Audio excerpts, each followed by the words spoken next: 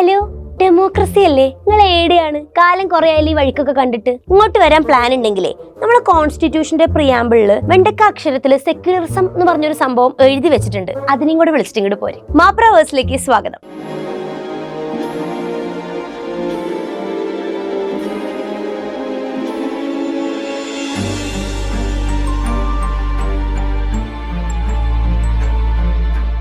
ഈ രാജ്യത്തിന് ഇത് എന്ത് പറ്റി? ചിലയിടത്ത് അമ്പലം പണി, പ്രതിഷ്ഠ, ചിലയിടത്ത് അതിന്റെ പേരും പറഞ്ഞ് ഗവൺമെന്റ് സ്ഥാപനങ്ങൾക്ക് അവധി. എന്താ ആരും ഒന്നും പറയാത്തത്? മിണ്ടാതെ സഹിക്കുന്നത് എന്തിനായത്?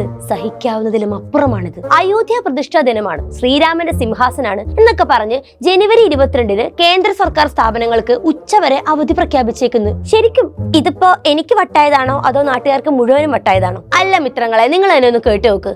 ഈ അമ്പലം ഇരിക്കുന്ന സ്ഥലത്ത് മുന്നേ ഒരു പള്ളി ഉണ്ടായിരുന്നു. ബാബറി മസ്ജിദ് എന്നായിരുന്നു ആ പള്ളിയുടെ പേര്. അത് രാമന്റെ ജന്മഭൂമിയാണ്, അവിടെ പണ്ട് രാമക്ഷേത്രമായിരുന്നു എന്നൊക്കെ പറഞ്ഞ് കുത്തിത്തിരിപ്പുണ്ടാക്കി 992-ല് വെറും 450 വർഷത്തിന് പഴക്കമുള്ള ആ പള്ളി നിങ്ങളെ സീനിയേഴ്സ് എല്ലാരും കൂടെ അടിച്ചു പൊളിച്ച്. ഈ പള്ളി തകർന്നതിനെ തുടർന്നുണ്ടായ കലാപത്തില് അന്നേ തന്നെ 2000-ഓളം മനുഷ്യർ കൊല്ലപ്പെട്ടു. ഫാസ്റ്റ് ഫോർവേഡ് ടു 2019 രാമക്ഷേത്രം പണിതോളാൻ കോടതി പറഞ്ഞു. ദാ ഇപ്പൊ വരുന്ന 22-ന് അമ്പലത്തിന്റെ ഉദ്ഘാടനം നമ്മുടെ കണ്ണിലുണ്ണിയും കുടുംബത്തിന്റെ ഐശ്വര്യവുമായ മോദിജി നിർവഹിക്കുന്നു. നാട്ടുകാർ പാത്രം കൊട്ടുന്നു, പടക്കം പൊട്ടിക്കുന്നു. ഈ പ്രതിഷ്ഠാ ദിനം എന്ന് പറയുന്നത് സർക്കാർ ഏറ്റെടുത്ത് നടക്കുന്ന ഒരു പരിപാടി ആയതുകൊണ്ട് തന്നെ വീടുകളിൽ വിളക്ക് കൊളുത്താനും പാവപ്പെട്ടവർക്ക് ഭക്ഷണം നൽകാനും നമ്മുടെ മന്ത്രിമാർക്ക് നിർദ്ദേശം കിട്ടിയിട്ടുണ്ട്. അതായത് നമ്മുടെ ഉണ്ണി മുകുന്ദ്ജി AKA അയ്യപ്പൻ 144P പറയുന്നത് പോലെ അന്നത്തെ ദിവസം ഇന്ത്യയിലെ ദീപാവലിയാണ് എന്നൊരു ഫീൽ കൊണ്ടുവരണം. കാരണം രായാവ് സിംഹാസനം ഏറ്റെടുക്കാൻ വരുന്ന ദിവസമാണത്. ജനാധിപത്യത്തിൽ എവിടുന്നാ ദാസപ്പ രായാവ് എന്ന് പലരും ചോദിക്കും. എന്നാലും മിത്രം, നമ്മൾ ബാക്കിയുള്ളവർ എന്ത് പറയും എന്ന് മൈൻഡ് ആക്കണ്ട. ജയ് ശ്രീറാം എന്ന് കമന്റ് ഇട്ടുകൊണ്ടിരിക്കണം. അപ്പൊ പറഞ്ഞു വന്നത്, ജനുവരി 22-ന് ശേഷം ക്ഷേത്രം പൊതുജനങ്ങൾക്കായി തുറന്നു കൊടുക്കുമ്പോൾ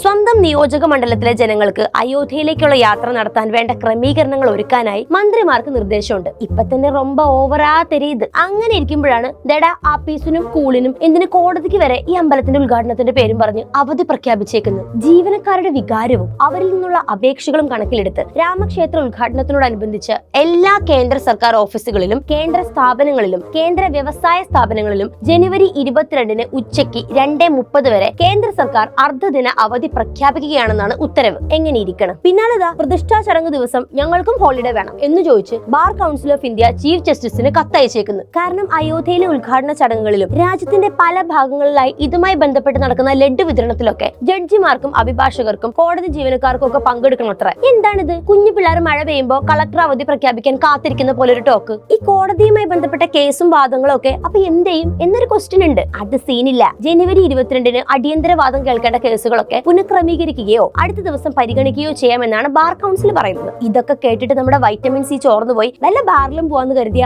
അതും അടച്ചിടും. നോയിഡ, ഗ്രേറ്റർ നോയിഡ, ഡൽഹി, ഗുരുഗ്രാം എന്നിവിടങ്ങളിലെ ബാറുകളും ബിവറേജുകളും റാം മന്ദിർ പ്രാൺ പ്രതിഷ്ഠാ ചടങ്ങായതിനാൽ അടച്ചിടും. മാത്രമല്ല പല സംസ്ഥാനങ്ങളിലും അന്നേ ദിവസം ഡ്രൈ ഡേ ആയി പ്രഖ്യാപിക്കുകയും മദ്യവിൽപ്പന നിരോധിക്കുകയും ചെയ്തിട്ടുണ്ട്. എന്താണിത്? പല മിത്രങ്ങളും ഈ അമ്പലം പണി ഉദ്ഘാടനമൊക്കെ ഒരു ഭരണപരമായ കാര്യമാണെന്നും അതുകൊണ്ട് ഇപ്പോ അവധി നൽകിയാലും കുഴപ്പമില്ല എന്നൊക്കെയാണ് വിചാരിച്ചു വെച്ചേക്കുന്നത്. ഈ ക്രിസ്മസിനും ഓണത്തിനും ദീപാവലിക്കൊക്കെ അവധി കൊടുക്കാമെങ്കിൽ ഞങ്ങൾ അമ്പലം പണിക്കും അവധി തരുന്നതിന് ഒരു സീനും ഇല്ലത്ര.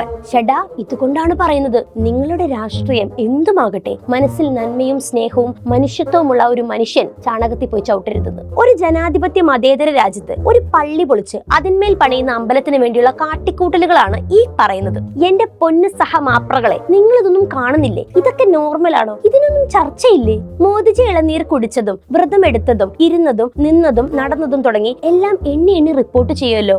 ആ സുരേഷേണ്ണ മോളെ കല്യാണത്തിനൊക്കെ എന്തായിരുന്നു ശുഷ്കാന്തി? അവിടെ വന്ന വെഡിങ് ഫോട്ടോഗ്രാഫേഴ്സിനും വീഡിയോഗ്രാഫേഴ്സിനും ഒരു കോമ്പറ്റീഷൻ ആവുന്ന പോലെ അല്ലായിരുന്നോ കല്യാണം കവർ ചെയ്തുകൊണ്ടിരുന്നത്? ഈ ആത്മാർത്ഥത സ്വല്പം കാര്യമുള്ള കാര്യത്തിലേക്ക് ഇട്ടിരുന്നെങ്കിൽ എന്ത് നന്നായിരുന്നു. ഇതൊന്നും പോരാഞ്ഞിട്ട് 22-ന് കേരള സർക്കാർ സ്ഥാപനങ്ങൾക്ക് അവധി പ്രഖ്യാപിക്കണമെന്ന് നമ്മുടെ ഒണിയൻ സുരേന്ദ്രേട്ടൻ പറയുന്നുണ്ട്. രാമക്ഷേത്രം ഭാരതത്തിന്റെ ദേശീയ അഭിമാന സ്തംഭമാണ്. ശ്രീരാമനാണ് ഭരണനിർവഹണത്തിന്റെ കാര്യത്തിൽ നമ്മുടെ നാടിന്റെ മാതൃക. പ്രതിഷ്ഠാ ദിനം കേരളത്തിലെ ലക്ഷക്കണക്കിന് വിശ്വാസികൾ കാത്തിരിക്കുന്ന മുഹൂർത്തമാണ്. രാമനും രാമായണവും മലയാളികളുടെ ഹൃദയത്തിൽ അലിഞ്ഞു ചേർന്ന വികാരമാണ് എന്നൊക്കെയാണ് പുള്ളി പറയുന്നത്. എന്റെ സുരേന്ദ്രേട്ടാ, നിങ്ങൾ ആ പാർട്ടിക്ക് ഒരു മുതൽക്കൂട്ട് തന്നെയാണ് കേട്ടോ. അല്ലെങ്കിലും ഞങ്ങൾ മിത്രങ്ങളുടെ അഭിപ്രായത്തില് കേരളം മൊത്തത്തില് അന്നത്തെ ദിവസം അടച്ചങ്ങോട്ട് ഇടണം. എല്ലാരും കൂടെ എന്നിട്ട് പാത്രം കൊട്ടണം, നാരിയൽക്ക പനി മാത്രം കുടിക്കണം. ഇതുകൂടാതെ ഡൽഹി NCRലെ എല്ലാ സ്കൂളുകളും കോളേജുകളും കടകളും ജനുവരി 22-ന് അടച്ചിടും. ഉത്തർപ്രദേശ്, ഗോവ, മധ്യപ്രദേശ്, ഛത്തീസ്ഗഡ് ഛത്തീസ്ഗഡ്, ഹരിയാന എന്നീ സംസ്ഥാനങ്ങളും 22-ന് പൊതു അവധി പ്രഖ്യാപിച്ചിട്ടുണ്ട്. എന്തായാലേ